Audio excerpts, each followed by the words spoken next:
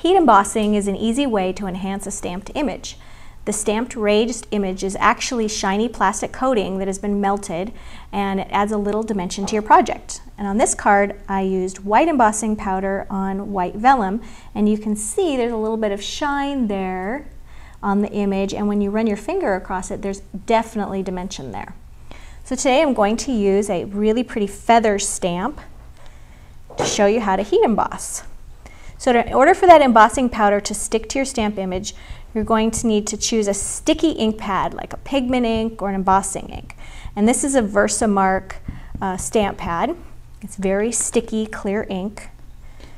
I'm going to stamp this on black cardstock and use a light or white embossing powder so you can see how dramatic that looks on a dark background.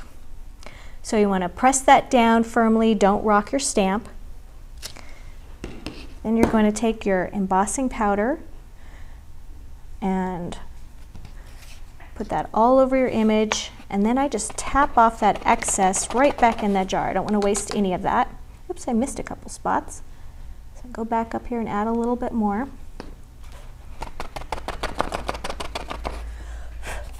Just tap off that excess, and then if you find you still have a few stray grains, you can take a dry paintbrush and just brush those off.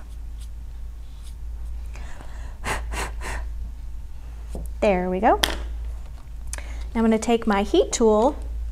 I like to start it up and let it get nice and hot before I put it directly on my image. You want to choose a heat gun that has a gentle airflow so it keeps your powders from flying all over the place. Like a hair dryer definitely wouldn't work.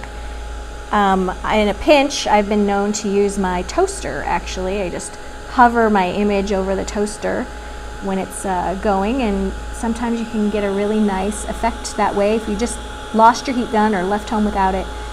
Now you can see it's melting from top to bottom there, and those little plastic particles are melting and adhering to the paper. You don't want to get too close to your paper. The heat gun is very, very hot. The embossing powder will actually melt 200 to 300 degrees, so you can burn your fingers and your paper. There we go. So you can see that glossy image there. See if I can capture that. Yep, there we go. That's a really nice effect. I can also show you a really high detailed stamp. For this particular one, I used extra fine embossing powder. It's black. Has a small powder particle size, and it's a good choice for stamps with really thin lines or fine details. Glitter embossing powder is one of my favorites. There's so much shimmer and shine on that. One thing that's great about it is it's unlike loose glitter that you would apply with glue.